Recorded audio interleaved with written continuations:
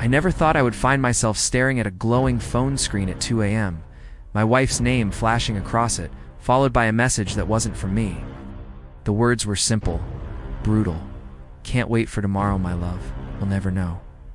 My breath hitched, a cold dread seeping into my bones. Colder than the January air seeping through the old windows of our Brooklyn brownstone. The world, which had been a comfortable, predictable place, fractured into a million sharp pieces. I felt a physical ache, a searing pain behind my eyes, as if my very soul was being torn. The silence of the room, usually a comfort, now screamed with the unspoken truth. My wife Sarah lay beside me oblivious, her breathing soft and even. But the woman I thought I knew, the woman I had built a life with, was a stranger. The mystery wasn't if she was cheating, but who and how long. As the phone screen dimmed, leaving me in the oppressive darkness, I knew one thing with chilling certainty. This wasn't just about betrayal, it was about an unraveling, a slow, deliberate destruction that had just begun. If you genuinely enjoy our stories, please subscribe to the channel. Tell us where you're from and what time it is right now. It's always fascinating to know how far our story flows. The days that followed were a blur of forced smiles and internal screams. Sarah, usually so attentive, became distant. Her eyes often darting to her phone, a secretive smile playing on her lips. She started working late, citing new projects at her marketing firm in Manhattan. I'd call her, and her voice would be clipped, impatient. "I'm busy, Mark. I'll call you back," but she rarely did. The subtle shifts in her behavior were like tiny cracks in a dam, each one threatening to unleash a flood. She'd leave her phone face down, something she'd never used to do. Her perfume, a light floral scent I loved, was replaced by something muskier, heavier, a scent I didn't recognize. I tried to ignore it, to rationalize it away. Stress from work, I told myself. But the gnawing suspicion grew, a venomous vine wrapping around my heart. One evening, while she was in the shower, her phone buzzed with a notification.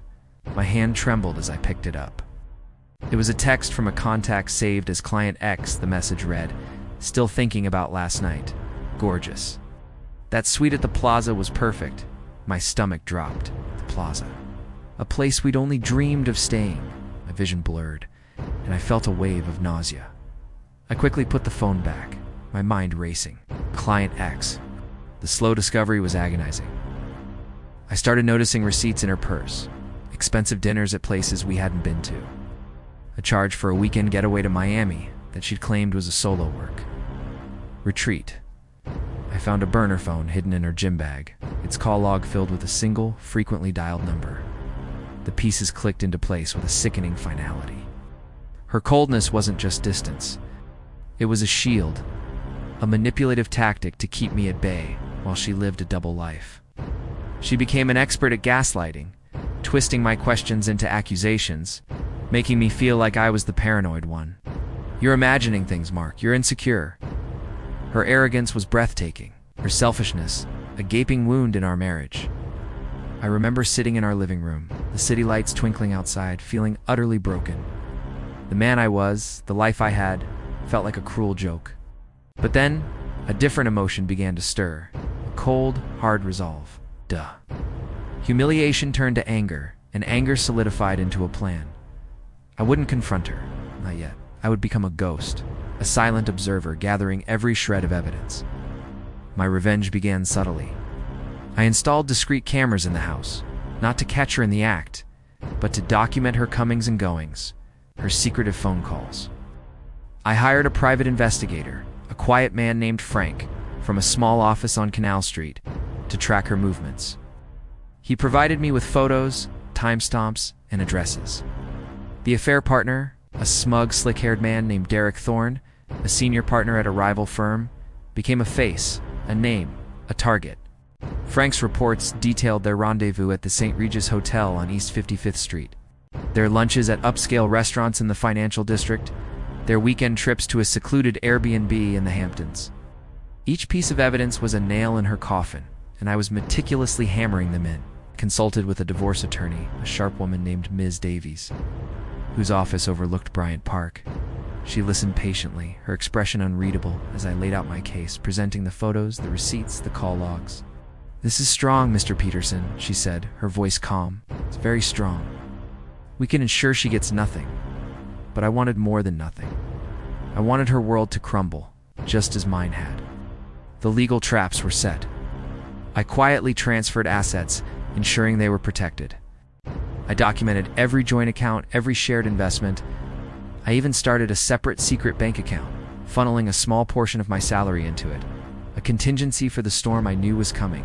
Socially, I began to subtly distance myself from our mutual friends, planting seeds of doubt, hinting at Sarah's unusual behavior without revealing the full truth.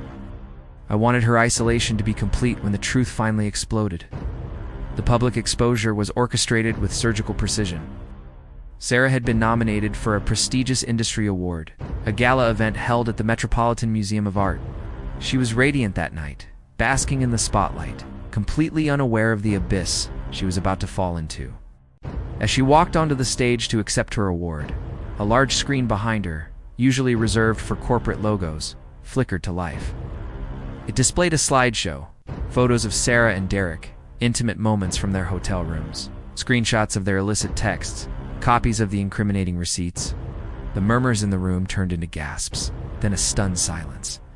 Sarah froze, her face draining of color, the award clattering to the floor. The aftermath was swift and brutal. The video of the gala went viral. Her firm fired her, citing gross misconduct and damage to company reputation. Our mutual friends, disgusted, cut ties. Her family, conservative and traditional, disowned her. The divorce proceedings were a formality. Ms. Davies ensured she received nothing, not a penny, not even the house. Sarah, once so arrogant, was a shell of her former self, her manipulative facade shattered. I remember the day the eviction notice was served on our Brooklyn brownstone. I wasn't there, but Frank, my private investigator, sent me a photo. Sarah was standing on the porch, a single suitcase beside her, her face streaked with tears, her shoulders shaking. She started sobbing when his real family showed up at her door, not mine, but Derek's wife and children who had come to confront her, their faces a mixture of fury and heartbreak. They had found out everything, thanks to an anonymous tip I had sent. The scene was a tableau of utter devastation, a public spectacle of her ruin.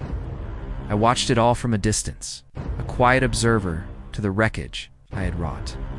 There was no triumph, no joy, only a profound emptiness. The revenge was complete, her world utterly destroyed. But the man who had planned it, the man who had executed it, was also gone, replaced by a hollow echo. The silence that followed was the loudest sound I had ever heard. The end.